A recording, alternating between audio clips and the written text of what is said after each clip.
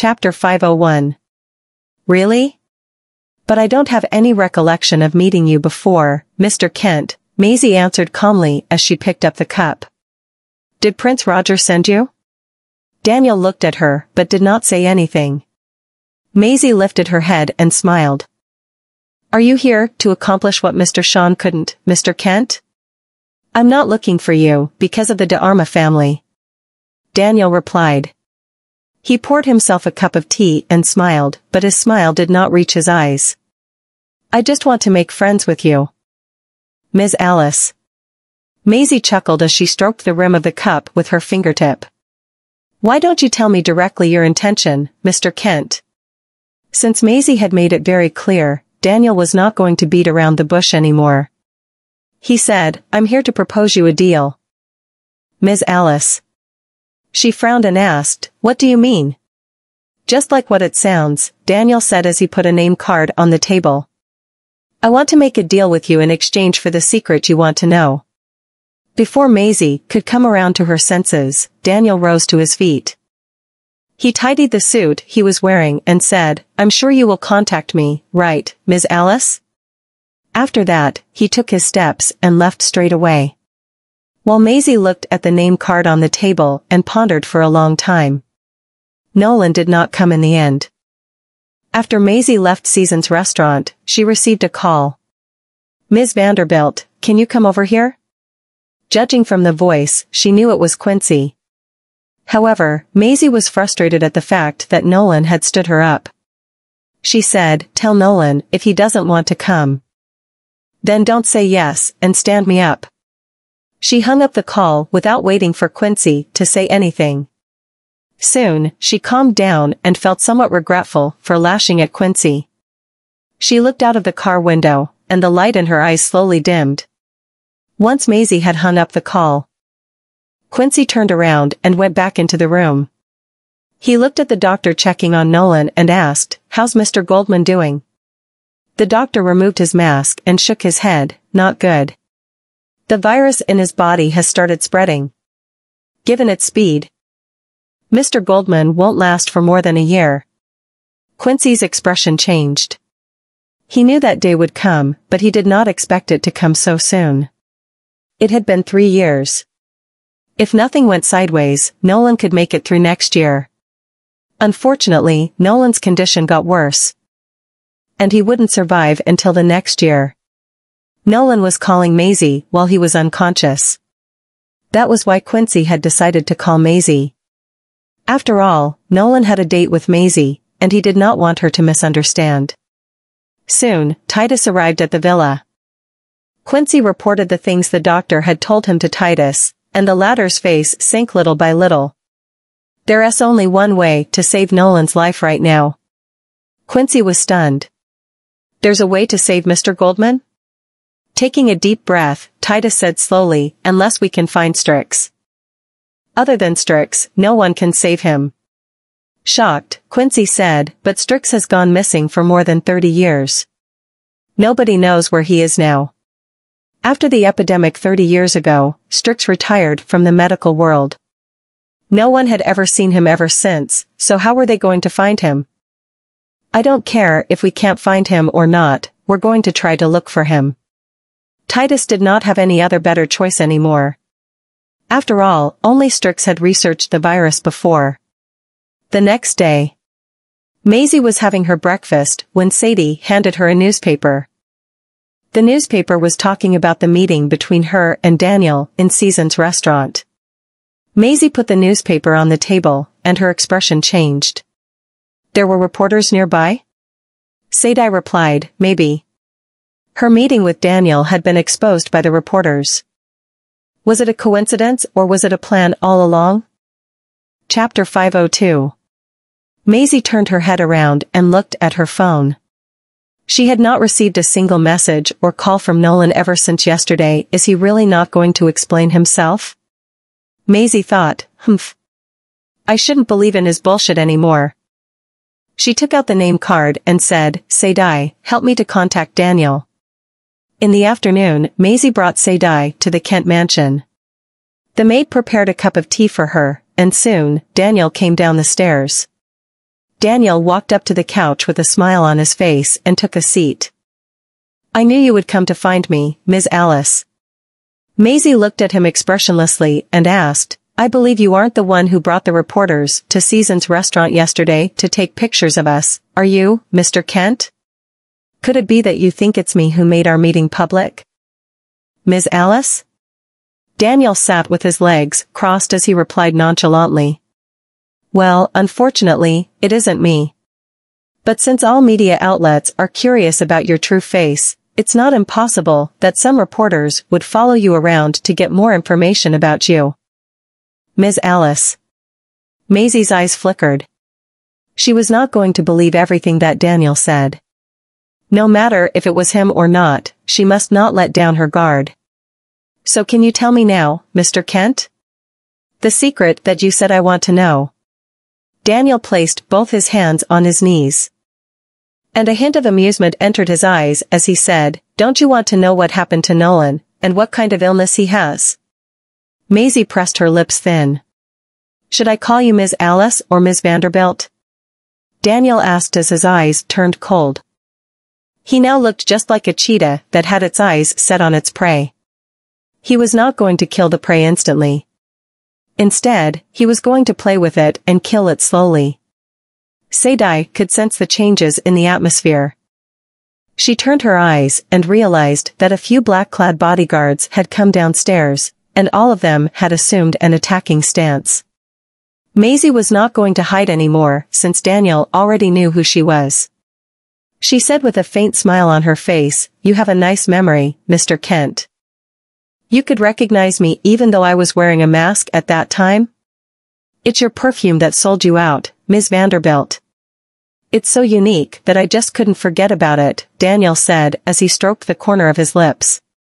His eyes were cold as he added, honestly. I didn't think it would be you at first. So, what now? Are you going to kill me since you know who I am? Nope, Daniel replied, looking at Sadie. The girl behind you is strong, and I doubt my men can defeat her. I'm not that stupid enough to make a move on you right now and get myself into trouble. Maisie harumphed and said, That's one wise move, Mr. Kent. But rather than saying that you're afraid of Sadie, it's more accurate to say that you're afraid of the metropolis behind me, right? Since you've resorted to using Nolan as bait to make me expose my identity, you might as well tell me your intention, Mr. Kent.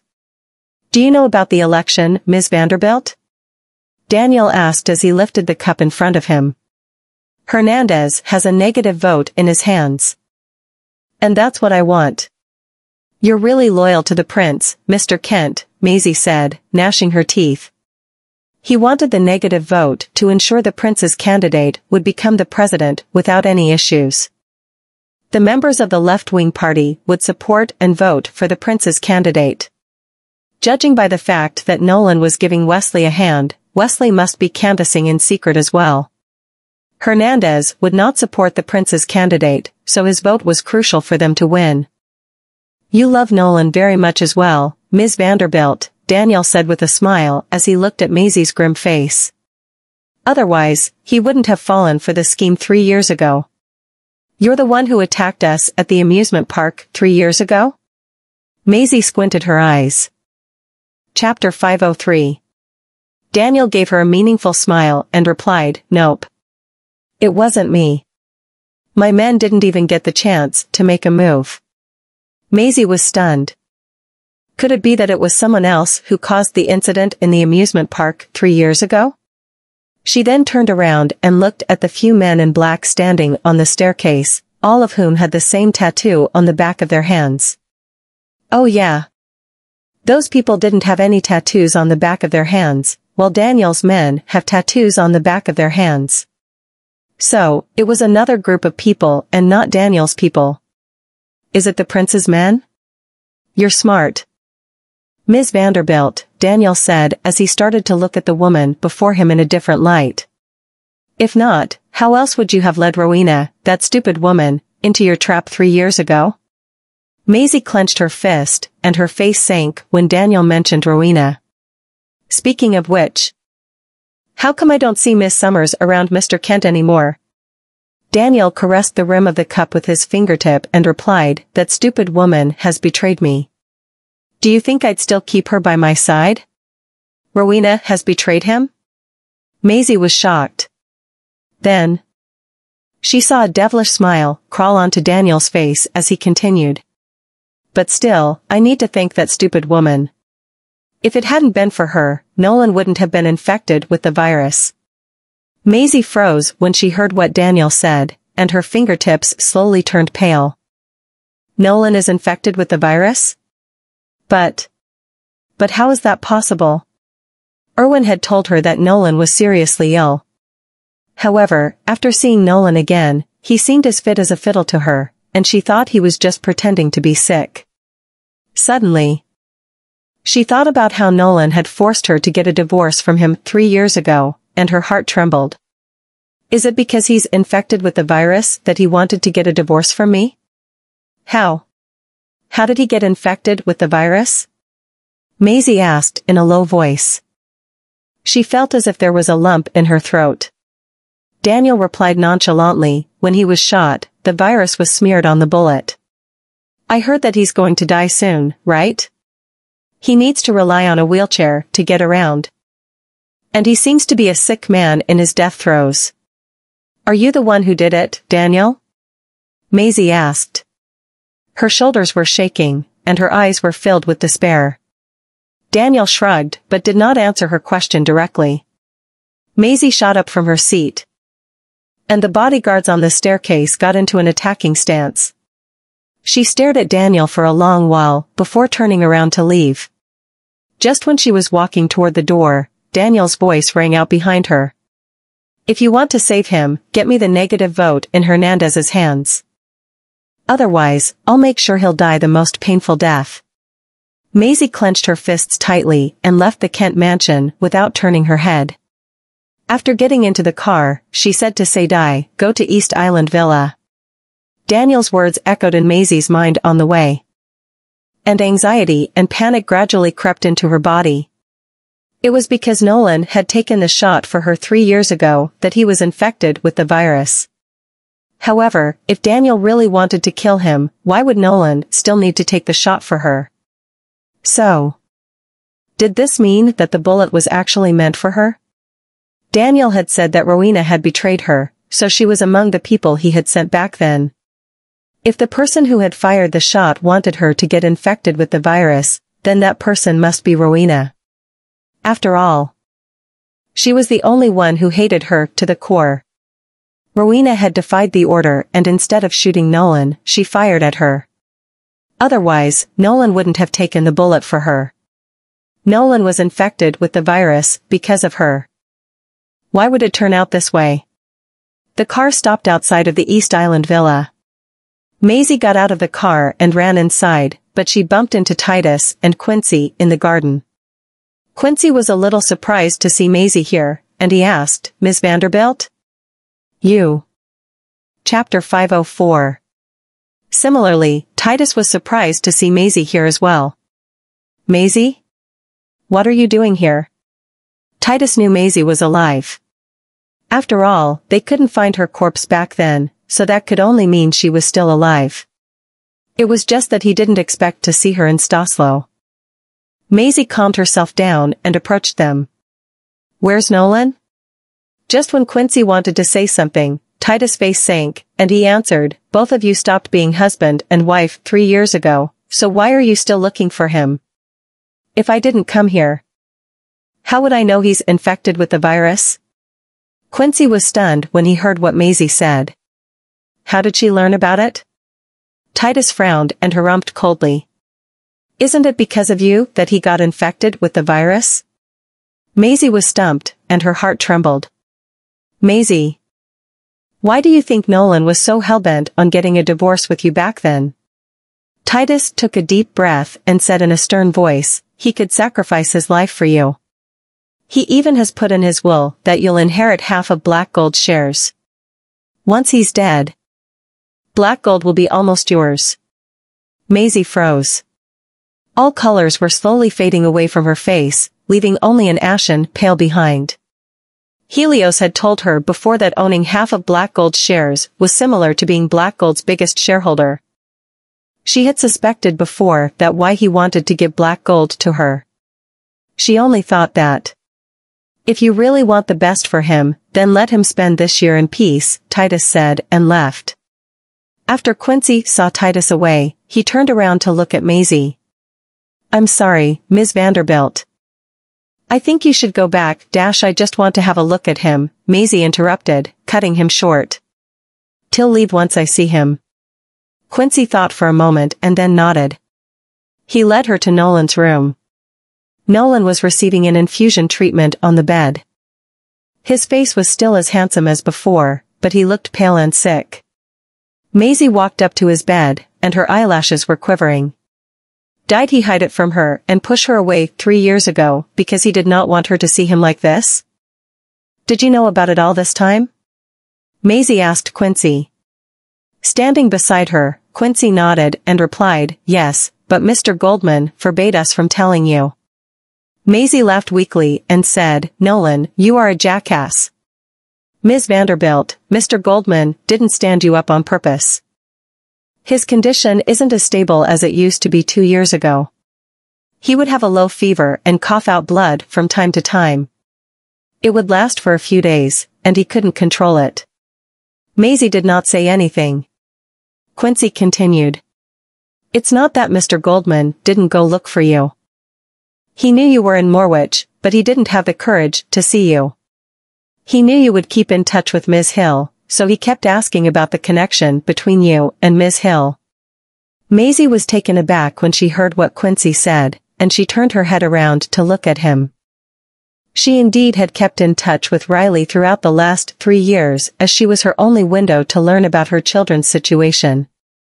She previously did not understand why the Goldmans suddenly focused on cultivating the 3 children, even letting Waylon take over Nolan. But she understood it now. Titus had once told her before that she would get Nolan killed one day, and it really was happening now. Perhaps this was as far as Nolan and she could get. Suddenly, something crossed her mind, and she asked. Uncle Irwin has told me before that the incubation period of the sleeper virus is 1 year. He got infected in Staslow, and then he had a low fever the day after being discharged from the hospital. Does this mean that? Chapter 505. It's a new type of virus. Quincy looked at her and said, this virus doesn't have an incubation period, and the onset is more rapid than the virus 30 years ago. Maisie's jaw was set tightly. She remained silent for a long time before she opened her mouth and said, You take care of him. After that, she turned around and left the room. When she arrived in front of her car, Maisie stopped in her tracks and turned her head to look at the ceiling-to-floor window. In the end, she went back into the car and said, Let's go back. Sadie took a glance at her through the rearview mirror and drove off. Amon, sitting in the car, not far away from them, curled his lips upward coldly as he watched the car slowly disappear into the distance. Finally found you. Several days later, Maisie met with Daniel in a restaurant. When Daniel showed up, a grin was tugging at the corner of his lips. What do you think, Ms. Vanderbilt? Have you finally come to a decision after considering it for a few days? Maisie lifted her head and looked at him expressionlessly. She put her phone to the side and asked, If I give the negative vote in my grandfather's hands to you, can you save Nolan's life? Daniel sat down. And a waiter came to pour him a glass of wine. After the waiter had gone away, he lifted his eyebrows and smiled. You want me to save him? It's your fault he's infected with the virus. Since you can develop such a thing, I'm sure you must have a vaccine in case one of you accidentally gets infected by the virus, right? Maisie asked, looking straight at him. There was no expression on her face. Daniel met her gaze and chuckled. I didn't expect you to be so naive, Ms. Vanderbilt. If we could develop a vaccine against the virus, we would have succeeded a long time ago. We wouldn't need to go around and find someone to test it anymore, would we? Nah. Maisie sneered coldly as she lowered her head. She tapped the wine glass with her fingertip, releasing a crisp ringing sound into the air. You're threatening me and want me to get the negative vote in my grandfather's hands for you, yet you can't save Nolan? Do you think I'd make that deal? Honestly, it doesn't matter to me if you want to make the deal or not. This is not my objective anyway. Daniel clasped his hands together and put them on the table. He leaned forward a little with a cold smile playing around his lips. You went to see Nolan when you found out that he's infected with the virus, right? Maisie was stunned. She stopped tapping the wine glass and jerked her head up. She looked slightly confused and asked, "What do you mean?" Daniel lifted the red wine glass on the table and replied, "Thanks to you, we finally found where Nolan is hiding." Ms. Vanderbilt. Do you think you have the right to refuse now? Maisie's expression changed. You're using me? When he saw the surprise and anger in her eyes, Daniel spread his arms wide and looked at her as if he were the winner. I'm just telling you the truth. How can you say I'm using you? You are the most despicable man I've ever met, Daniel. Maisie hissed, gnashing her teeth. Starting from the moment Daniel had told her Nolan was infected with the virus, he was betting on whether she would be concerned about this matter and go to look for Nolan. They all knew Nolan was in Staslo. It was just that they did not know where he was hiding. From the moment Daniel had approached her, exposed her identity, and told her what happened 3 years ago, he had been betting, and she was walking step by step into his trap. Giggling, he said, "It goes without saying that you can still reject my proposal, Ms. Vanderbilt. However, let me remind you that my men are hiding around there. I'm sure that Nolan and his men don't know I've found out their hiding location. As long as we attack them while they're not aware, taking Nolan's life would be a breeze." Maisie took a deep breath to calm down and said, "How do I know that you'll call your men back after I agree to your proposal?" Chapter 506. Daniel spread his hands. "I'll call my men and get them to withdraw from the villa at this moment if you agree to my proposal. I'm a man of my word. You just set me up a few days ago." Maisie picked up her cell phone and put it back into her handbag, then stood up slowly. "Can I even trust you for a second time?" "You can." Daniel looked at her. "I only want to get the negative vote, so I'll let him go this time around for your sake as long as you agree to my term." Maisie smiled. "Okay, I promise." Seeing that she agreed, Daniel also took out his cell phone and made a call. "You guys can withdraw from the place now." He then looked at her. "Are you satisfied now?" Maisie glanced at him meaningfully. "Mr. Kent, I don't like to suffer a loss when it comes to business. You've taken advantage of me this time, and I'll keep this in mind." She gave him a faint smile and hurried out of the restaurant with a gloomy face. Sadai stood in front of the car and asked her the second she appeared, "Do you really plan to hand Sir Hernandez's negative vote to him?" Maisie smirked. "It's just my plan to divert the enemy's attention. I have a final move kept right up my sleeve." Maisie got into the car. Sadai got in the car and drove away from the restaurant, while Maisie took her cell phone out of her handbag and glanced at the icon saved on the screen. Then, a hint of coldness beamed from the corners of her lips. "It's not that I don't know there's no cure for the virus infection. I only needed to get the fact that the virus is related to them out of him. I knew that Daniel had ill intentions, so I didn't trust him, not even for 1 second. Playing dirty is a must when it comes to dealing with such a person. I didn't expect him to take advantage of me before I did." Daniel had deliberately placed someone in an ambush near the East Island villa to wait for her grandfather's vote. She picked up her cell phone and called Quincy. Nolan was leaning on the bed, looking out the window when Quincy walked in. "Sir, Daniel Kent is aware of our hideout now. Elder Master Goldman is sending over more men now." "Okay." Nolan responded lightly. He thought of something and asked, "How? How is she doing?" Quincy was stunned for a split second, but he knew who Nolan was referring to. Ms. Vanderbilt came over to see you a few days ago. She's been here? Nolan turned his head toward Quincy, but the surprise in his eyes disappeared almost immediately. Does she know? Quincy nodded. Nolan's thin lips pursed into a cold line, not knowing what to think about at this moment. Quincy looked at him and said, Ms. Vanderbilt dealt with Daniel, but was used by him. Daniel's men followed her here when she came to us the other day. Nolan closed his eyelids. Daniel seems to have been aware of her true identity. Sir, you don't have to worry about Ms. Vanderbilt. She has Sadie by her side and the entire metropolis behind her. Even someone like Daniel wouldn't have the balls to do anything to her, Quincy added. The power of the metropolis of Morwich should not be underestimated. If Prince Roger dared to lay his fingers on Maisie, Mr. Henry would never just sit back and watch from the side. That would only make the situation more unfavorable to Prince Roger. Nolan rolled over and got out of bed. Quincy was astonished. Where are you going? I'm going. Where does a sick man like you want to go? A voice came from the doorway. And Quincy was shocked when he turned his head around. Ms. Vanderbilt. Maisie was wearing a black, long windbreaker that was just enough to cover her up to her calves. It was lined with a silk high neck. She also wore a pearl necklace at the neckline and a pair of 2.5 inches high heels. She looked capable and elegant as well as glamorous and regal. Chapter 507. Nolan was startled, but a warm smile appeared on his face. You're here? Quincy cleared his throat. Then I'll take my leave first. He walked out of the room and closed the door on his way out.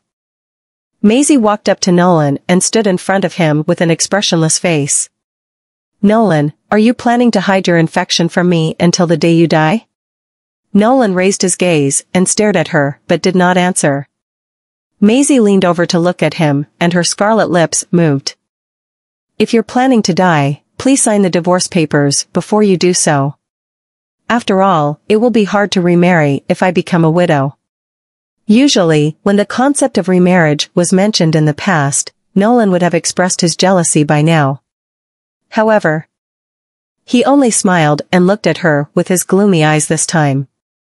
Have you found your Mr. Right? Maisie stood up and shrugged. Not yet. If I have to come up with someone that suits my taste, Helios is not too bad, not to mention that he likes my kids so much. As long as he's not married when I return to Basburg, there might be more opportunity for us to try things out. Nolan frowned slightly, but said nothing. Maisie raised an eyebrow and smiled. Am I sensing a tad bit of reluctance? Even if he's willing to take you in. The Bouchers might not feel the same. Nolan's expression dimmed. Are you implying that I'm not worthy of the Bouchers with my current identity? No matter what, my family has connections with the royal family. Which makes me more significant and influential, compared to the rich and famous. Maisie chuckled lightly, raised her hand, and patted him on his shoulder. Don't worry, the Bouchers are close to the Goldmans. I can always visit the kids with Helios whenever I miss them in the future while showing off my newlywed husband in front of you. Seeing that Nolan's expression was getting sulkier and sulkier, Maisie smiled even more proudly. In this case, you can leave in peace. Nolan turned his head away. Not wanting to see her anymore. If I were to die someday, it may not be because of the virus, but wrath. What's the matter? Maisie sat down beside him deliberately. Didn't you want to make a match out of Helios and me back then? I'm willing to be with him now. Are you still not happy about this? The corners of Nolan's lips stiffened. He kept quiet, ignoring everything she said. She's the only person in the world who can piss me off. However, I'm the one who brought all this upon myself, so what can I do about it? Maisie chuckled. Stretched her hand out, pinched his cheek, and turned his head to make him face her. Nolan Goldman, are you pissed? If you want to die young, you dash. Before Nolan could finish his sentence, Maisie had already taken the initiative to stick her cherry lips onto his lips. A hint of surprise flashed across Nolan's eyes instantly, but he gradually took back the initiative and turned the tide by placing his palm on the back of her head to intensify the kiss. "Sir," Quincy suddenly appeared at the door, frightening the two of them into separating from each other swiftly.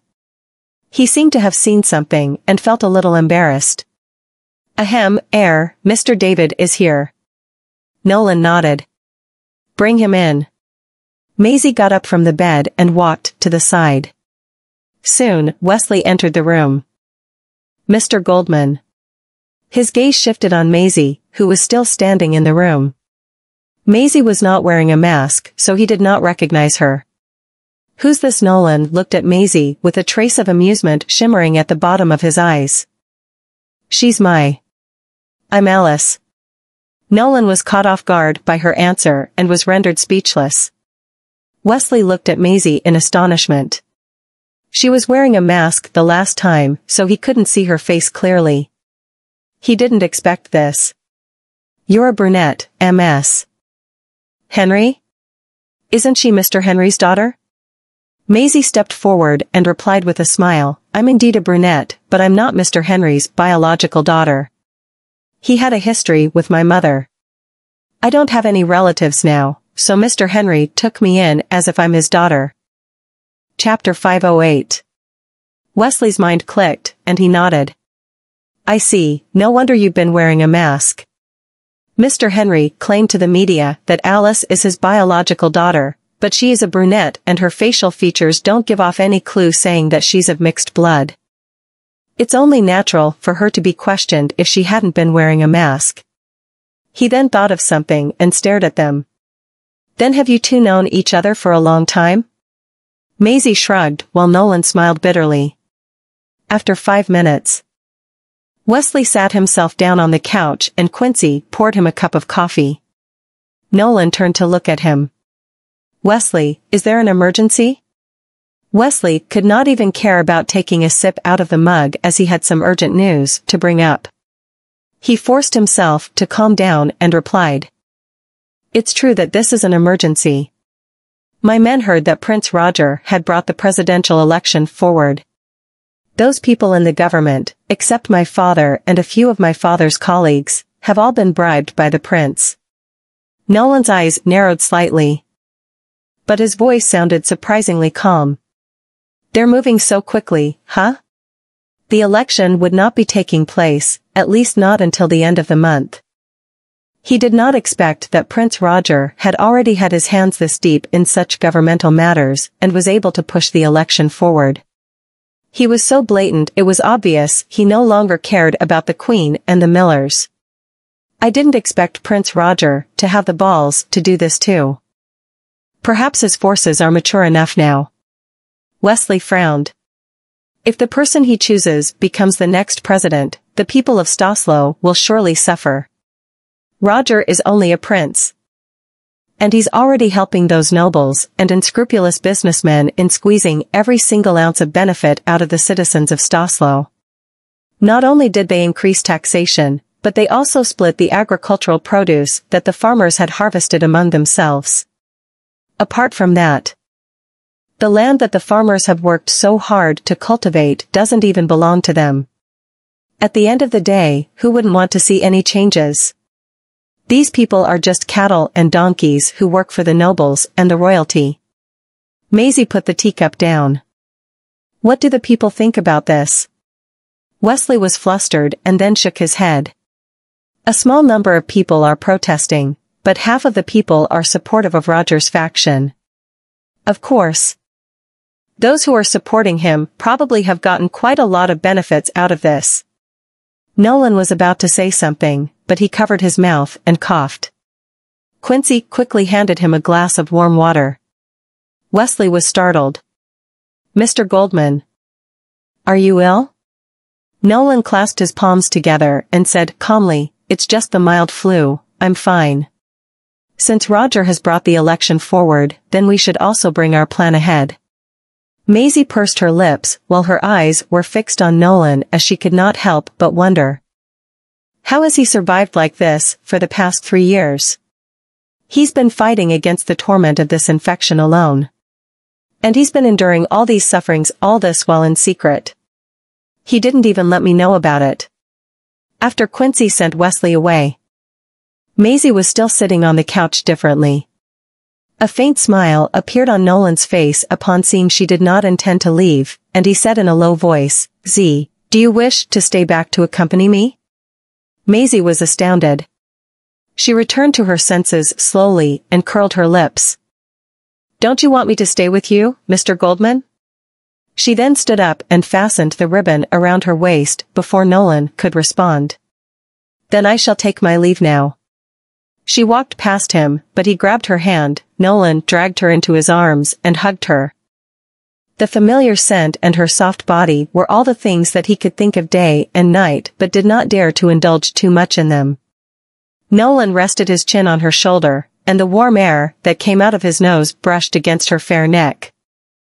"You've already delivered yourself to my doorstep. There's no reason for me to send you back." Maisie was willing to stay with him. This alone was already a luxury to him. Chapter 509.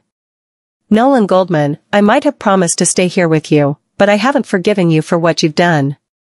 Maisie pushed his arms away gently, stood up, and looked at him after saying that. "You have to live on first if you want to make it up to me." Nolan scoffed silently. Maisie had been staying at the East Island Villa these few days, and she had sent a text message to say die so that she would not have to worry about her. She and Nolan both slept in separate rooms throughout those days. Although a certain man would come over to her room and occupy her bed in the middle of the night, nothing happened between them. The reason Nolan kept his hands off her was that he was worried she would get infected too. Even if she would not get infected, there was no guarantee that the virus would not be passed on to their kids if she were to get pregnant again. Babies were more likely to die from the virus than adults. When Maisie's mother had been pregnant with her, she had already injected herself with the antibodies. Stephen hadn't gotten infected because of that. Unfortunately, the antibodies had been useless to her mother at that time. Maisie had also inherited the virus genetically, but it just happened that the antibodies and the inherited virus were keeping each other in equilibrium all this while. Maisie was preparing a meal in the kitchen when she received a text message on her cell phone. It was Daniel. And that was when a pair of arms hugged her from behind. Maisie put the phone away and frowned. "Why aren't you resting in bed?" Nolan's chin was resting on the top of her head as he chuckled hoarsely. "I'm not so sick to the point of being bedridden, am I? Z, these few days have been like a dream to me. It's so surreal." Nolan subconsciously hugged her as if he was afraid that the past few days were just a dream and she would disappear when he woke up from the dream. Maisie was taken aback. The man's broad shoulders and warm embrace were the same as before. They had never changed. Why had she disregarded all consequences and chosen to fall in love with Nolan in the first place? Perhaps it was because she could feel the warmth and be at ease when she was by his side. Yes. Who would have thought that the indifferent and cold man standing in front of her could be her scorching sun, melting the glaciers surrounding her after what had happened to her mother? She turned around to look at him and raised her eyebrows. "Nolan Goldman. When you can't tell the difference between your dreams and reality, have you ever thought of slapping yourself in the face to see if it hurts?" Nolan lowered his head and kissed her out of the blue, and a hint of triumph flashed across his eyes as soon as he succeeded. "There's no need for me to slap myself. I'll know that it's not a dream when I get to kiss you in person." "You shameless piece of shit." Maisie gently pushed him away and took off her apron. "I'm going out." "Who are you going to see?" His brows creased. "Who do you think?" Maisie put away the apron and turned to look at him. "Who else can it be except Prince Roger's lackey?" Nolan's eyebrows turned cold and concerned. "He asked to meet you?" He knew who it was in an instant, as Quincy had told him Daniel had met Maisie. If he could ask to meet her once, a second meetup would definitely follow. Maisie walked up to him, stretched out her arms, wrapped them around his neck, and smiled subtly. "Are you worried about me?" "I'm indeed worried." Nolan grabbed her hand and kissed her on her fingertips. Daniel is a scheming and secretive bastard. I'm afraid you won't be able to win against him in a fair fight. He's already obtained my grandfather's negative vote, so he won't fall out with me so quickly. Maisie gave off a gloomy smile. Nolan frowned slightly. You gave Hernandez's negative vote to him? Did he threaten her? Maisie pretended to feel aggrieved. Yeah, he would have made a move on you the other day if I didn't give it to him. You said in the training camp that your life is mine to own. So how could I let you die because of him instead of me? Chapter 510. Nolan was stunned for a short moment, then lowered his eyes and smiled dumbly. You actually remember. You can bet on it that I won't forget about that, Nolan Goldman. I won't forget anything that you said to me before this. You still owe me so much more. So how can I allow you to die? Maisie stretched out her hand, took out her cell phone, and sent a text message to say die. She then said calmly, Daniel approached me just to make the public think we are on the same side. I'm guessing that the election was pushed forward probably because I showed my support for them. With that being said, she lifted her cell phone. I have to put on a full show for them. Nolan kissed the top of her head and gave off a warm smile. Then should I play along with you? A high-end restaurant with a cozy environment had been reserved, and men in black were standing by on the inside and outside of the premises. The atmosphere was rather solemn. Maisie only brought 5 people along, and Sadai was among them. She stepped into the restaurant and saw Daniel standing by the window, waiting for her. I thought Ms. Vanderbilt would refuse to come. Daniel slowly turned his body and had his gaze fixed on her. She did not wear a mask and deliberately did not put on any makeup today. Even though she was not wearing makeup, her facial features were still a feast to the eyes. She looked elegant and regal, and the determination that was beaming from her eyes would give rise to the urge of conquering anyone who exchanged a gaze with her. Daniel was somewhat envious of Nolan for being able to conquer and reign such a woman.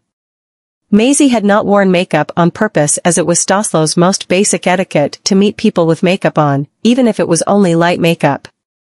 It was obvious that she did not regard Daniel as someone she would treat with courtesy. Still, she felt uncomfortable when she saw him staring at her with his cryptic gaze as if he was glaring at his prey. There are only 2 reasons why a man will stare at a woman as he does. It's either I'm purely a feast to the eye, or his desire to get his hands all over me is going through the roof. And Daniel is definitely the latter. Sadai pulled out the chair for her. Maisie said calmly after sitting down, Mr. Kent. You're indeed a pro when it comes to threatening others. If it weren't for the sinister way he used to gain negative vote that belongs to Grandpa, which contributed to the prince's decision to bring the presidential election forward, and the treacherous threat to reveal my identity to the public that he posed to coerce me into coming here, I really wouldn't want to see him ever again. Once my relationship with the de Armas is made public, it'll be equivalent to allowing the anti-leftists to think I'm supporting the prince's faction. My relationship with the metropolis has already made them dread my existence. The only reason my arrival has attracted their attention is simply due to my political stand. The prince doesn't know about my relationship with the de Armas, so he's more cautious and watchful with me, but Daniel is different. He's seen through my identity and knows about my relationship with Nolan. The forces behind the Goldmans are mustering their strength and are ready to wage war at any time. Not to mention that I now have the metropolis behind my back, which would make the Goldmans an even more formidable power. So all Daniel needs to do now is to do everything in his power to restrain me. Daniel asked the bodyguard behind him to pour him some wine while his creased eyebrows gave him a sullen appearance. Ms. Vanderbilt, if you didn't have anything else on your mind, why would you be threatened by someone like me? What he meant was that she still cared about Nolan. Maisie propped one of her hands against her chin. Aren't you afraid that I'll fall out with you? Daniel took a sip of red wine from the glass. It depends on what you're willing to give up. Ms. Vanderbilt. It was either she gave up Nolan's life or her identity as the daughter of the de Armas. Maisie did not answer. Daniel pinched the stem of the glass in between his fingers and swayed it. The red wine in the glass oscillated from side to side, staining the interior of the glass as if it was blood. You should work with me. No one knows that you're Hernandez de Armas' granddaughter. You're just Alice Henry of the metropolis, to them. They don't have a choice even if you're standing with us.